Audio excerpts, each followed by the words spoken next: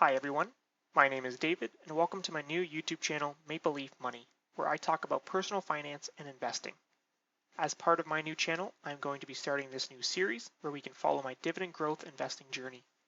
The goal of this series is to help track my personal progress while showing the value of dividend growth investing over time. I am hoping to upload weekly videos that will update you on my progress as well as talk about any news that may be impacting the stock market and my holdings. Since this will be the first video of the series, I'm going to show you an overall view of my total portfolio. I will get into some of the stocks and industries that I am invested into, but if you are interested to know more about all of my individual holdings, please let me know in the comments below, and I will create a separate video going through all of the stocks that I own. Before we get into my portfolio, I just want to give a quick description of what dividend growth investing is for those who may not be familiar with it. If you already know, then feel free to skip a minute into the video where I start going over my portfolio. Dividend growth investing is an investment strategy that focuses on investing in companies who are currently paying dividends and will hopefully continue paying and raise their dividends in the future. A dividend is simply a way that a company can share part of their profits back to their owners. You, as a holder of a stock, are part owner in the company.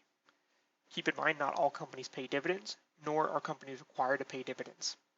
That being said, there are plenty of companies out there with long track records of paying dividends for 5 years, 10 years, and even 30 plus years. The idea is that as these companies continue to grow and earn more money, that they will then also increase their dividends to provide more profits back to the owners. We will now take a look at my dividend growth portfolio.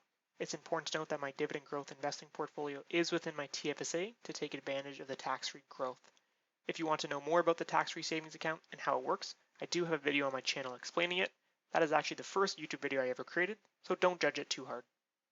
My portfolio is currently split between two different brokerages.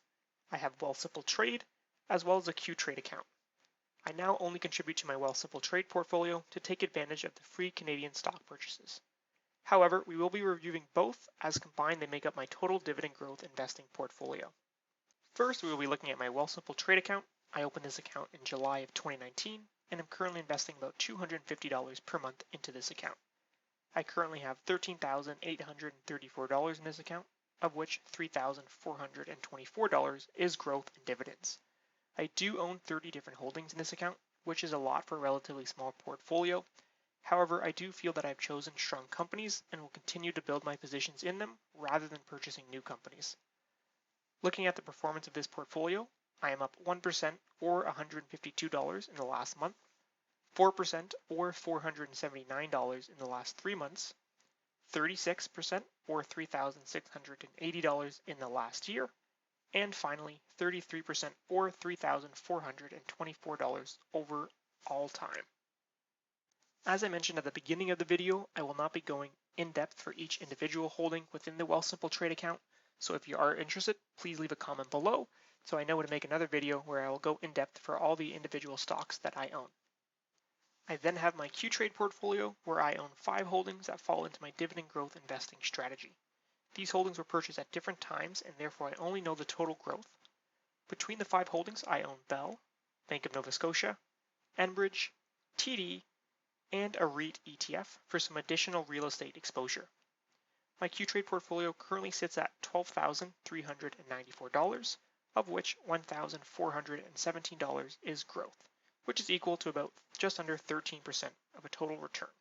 If we combine both brokerage numbers together, this will give me a total portfolio value of $26,228, of which $4,841 is combination between growth and dividends. Now luckily, I have been keeping track of my portfolio progress since 2019, which has allowed me to reflect on how my portfolio has done over the last couple of years. Here is a graph of how my total portfolio value has changed over the last 2 years. It's good to see that it is steadily trending upwards. However, as I am a dividend growth investor, like I imagine many of you are, I am more focused on the dividend income component. Because some companies pay monthly or quarterly dividends, it can make your monthly dividends look sporadic like mine do here in this graph. Although the general trend is upward, you can see that some recent months are as low as $20, while others are as high as $140. Therefore, I have found that recording your dividends on a quarterly basis provides you a much more accurate trend on your portfolio income.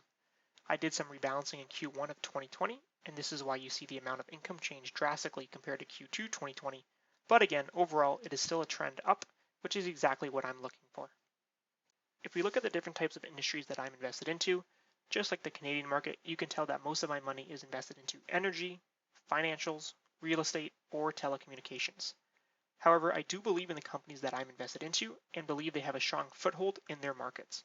But it is important to diversify, which is why I continue to build up my smaller positions as well. And that is my total dividend growth investing portfolio. As I mentioned previously, I am hoping to upload weekly videos that will update you on my portfolio's progress. If you made it this far in, thank you for watching, and please consider subscribing if you enjoy the content and want to follow along with my progress.